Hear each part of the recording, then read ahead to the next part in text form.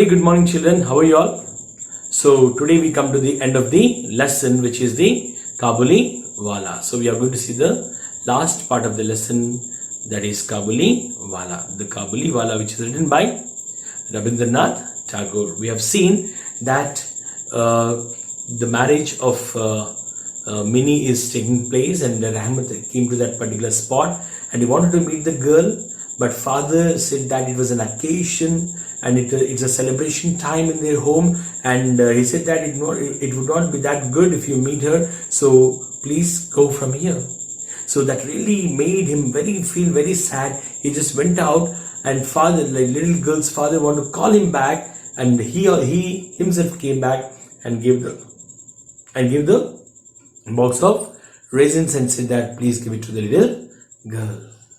That is what he said. So after that, what happened, we are going to see now. Okay, come to the page number 68.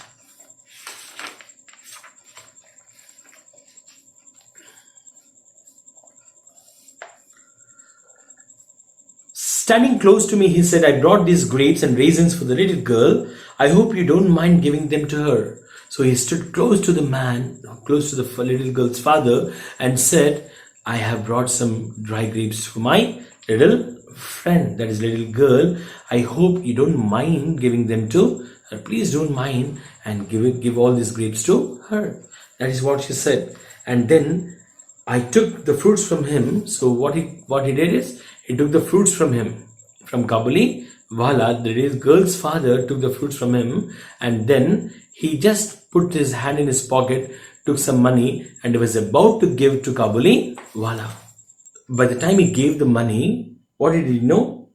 He grabbed me by my hand and said, you are a generous man, sir. So he grabbed his hand, like, no, you can see, he caught his hand like this, okay, and he doesn't want to take the money. So he grabbed his hand and said that, no, sir, you are a generous man, you are a kind man. Okay, whenever somebody is in trouble, you help them, you are a very good helper.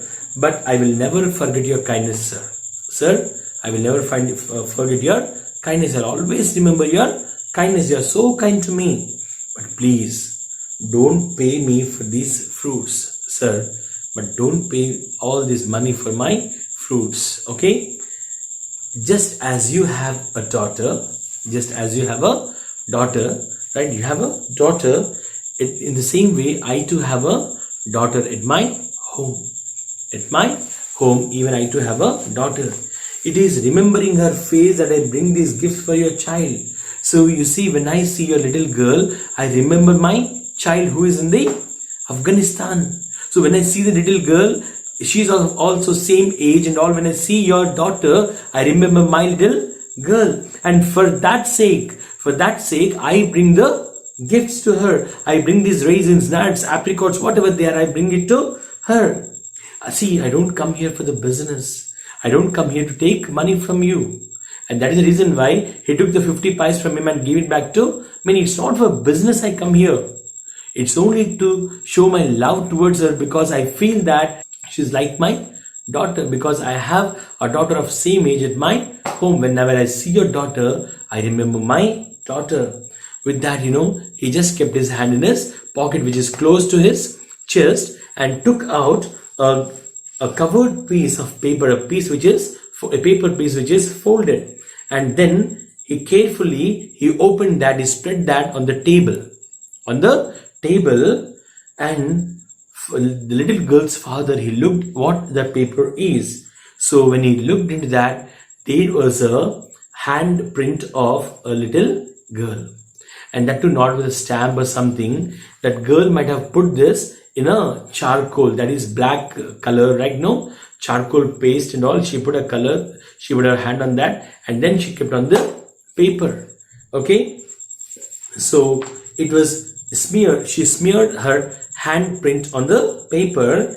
And whenever each year when Rahmat comes to India to sell his goods and all, okay, by selling goods from one place to the other place, by walking and all in Calcutta, in carrying the precious memory of his daughter close to his heart. So he always put that paper close to his heart.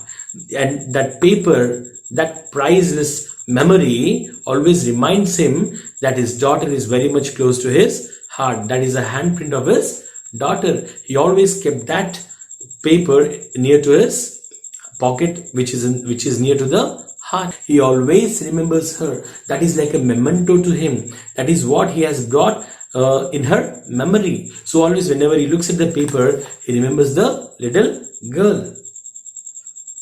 Okay, so that's the only thing. That's the only thing. That's the kind. When he touches that, right? When he touches that, he feels that he's touching his daughter. So that gave him immense happiness, lot of happiness. And when father saw this one, tears rolled in his eyes. My eyes filled with tears at the sight of the piece of paper. When he saw this piece of paper, tears rolled in his eyes. Tears started coming down. It's no longer matter to me that he was an ordinary fruit peddler from Kabul. So now he forgot that he is a peddler who he's a fruit merchandise, like who sells fruits from one place to the other. So he comes from Kabul, or is a very poor man who sells just fruits. Okay, he's a street seller now. And also now this man, he belonged to a very rich Bengal family. So he forgot that. He forgot that he's a fruit seller. He forgot that he's a very, very rich man. In that moment, he realized that they both were just same. These two people were just same. Even though he belongs to a very rich family, even though Kabuliwala is a poor man, is a street vendor who sells fruits, even though he's in that situation, he felt that they both are absolutely same. Okay, because he was a father, so was I. What is the similarity here is he was a father of a little girl, and also in the same way, the narrator is also a father of the little girl. So as he's a father, even Kabuliwala is also a father of a little girl. The print of his mountain dwelling daughter's hand reminded me my own Minnie. So whatever the handprint she has made on the paper, when he saw that, it reminded him of his own daughter Minnie. I sent word for her to come out of the study immediately. So I sent word for her to come out to the study immediately. So he said that he just sent a word. There was somebody coming there, so he asked, go and call Minnie to my study room. And many of the women objects, so many women were sitting there, and they all objected. How come you call the girl who is getting married to the place like that? So everybody were opposing that, refusing that, even though he did not pay any attention to them. Heed in the sense here, attention. He did not pay attention to any words which are said by those women. And she, the Minnie, in her bridal dress. Now, as Minnie was getting married, she came out in the bridal dress and ceremonial makeup. So for that celebration, she had some nice makeup and all. She came out. Minnie came out from the inner quarters and stood beside me coyly. So she came out. She stood by his father as she was standing in the first scene, right? In the first meeting. So she was very, very shy, and she was standing there in a shy, with a good modesty, right? I don't know, with a very shy feeling and all. She was standing beside her father. The Kabuliwala saw Minnie and became confused. Kabuliwala saw Minnie and was confused because there was a little girl in his mind. Now she is in a bridal dress. He was absolutely confused. In the end, after he came out of the confusion, he just smiled and he said that, little one, are you going to your father-in-law's house? Little girl, are you going to your father-in-law's house? At the time when Kabuliwala used to talk with her, she doesn't know what father-in-law's house mean. Now, Minnie now understood what in-laws meant. Okay, so she could not answer the way she did in the last past. So now she could not answer. She could not answer him as she used to answer him in the past whenever they used to meet. Okay, she could not answer in that particular way. So she used to answer, are you going there? That is what she used to answer, but now she knows the meaning of that and she could not answer the same thing now.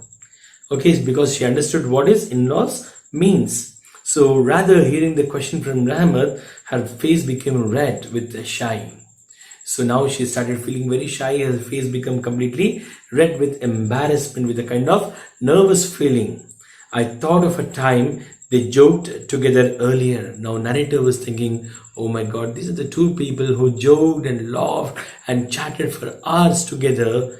Okay, and then he had a kind of pain in his heart, ache in the sense here, pain. So he had a kind of pain in his heart. Soon after Minnie left the place, Rahmat, no, he just fell down. He just sat on the ground floor with a deep sigh of relief. That is what we say. It's a sigh. He just sat down. It became obvious to him that his own daughter had grown up as well, and he would have to get to know her all over again. Now he thought the same thing, that even his daughter, who was of the same age when he left the house, now he went for years together. He spent years together in the jail. Okay, now even she would have also grown up like this. Okay, now the girl did not remember Kabuliwala. In the same way, his daughter might not also recognize, identify her father. Okay, so for the past 8 years, he was not there at the home. For the past 8 years, he was in the jail. The wedding music, it started playing constantly. Okay, it was playing softly in the courtyard. People were playing the music. Okay, it was a very good sunny morning over there, and he was sitting on the floor in his house, in little girl's house, okay, in Kolkata. Rahmat, he was dreaming about the hilly terrains of Afghanistan. So he was remembering his home, which is in the Afghanistan, where there are hilly areas, hilly terrains, okay, and all those things he was just remembering. And then you know what the little girl's father did? He took out some money. And gave it to him, and gave it to Kabuliwala. And he said, you go back to Afghanistan, Rahmat, and may the happiness of your union bring blessings for my Minnie too. Rahmat, you take this money and you go to Afghanistan. So you can go there and you can meet your daughter. You can have a reunion. You have not seen your daughter for a long time. So this reunion, that is, if you meet your daughter, that will give immense happiness to me and my daughter Minnie. And he kept that money and he gave that money to Rahmat. And Rahmat, this time he did not refuse. Okay, he took that money, and you know what the narrative did? The money which he gave, okay, it was accounted, right? That is for some kind of use. So he had to cut down.